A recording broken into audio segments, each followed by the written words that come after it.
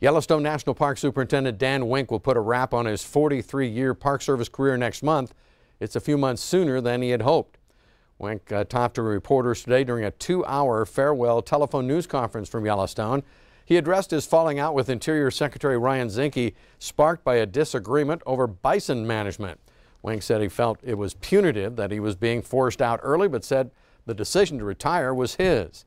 He says the bison management plan and the grizzly delisting impacts will be big issues for the park's next superintendent. Wenk's replacement is Cameron Shawley, who will take over in October.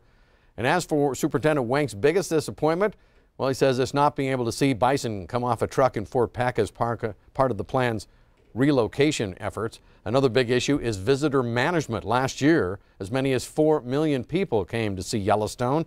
Wenk says, though, in the near future, there will have to be new ways to manage the impact of all the park visitors.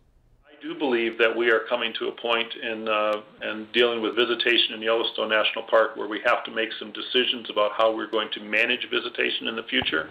We have visitation that exceeds many days of the summer of 35,000 people in the park a day.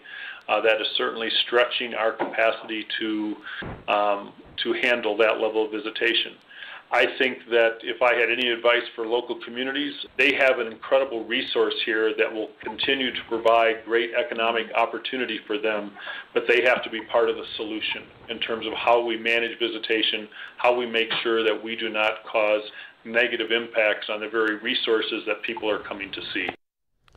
Superintendent Wenk could have taken a transfer to Washington, D.C. to finish up his career, but instead he decided to retire. He plans, he says, to move to the Black Hills of South Dakota later this fall.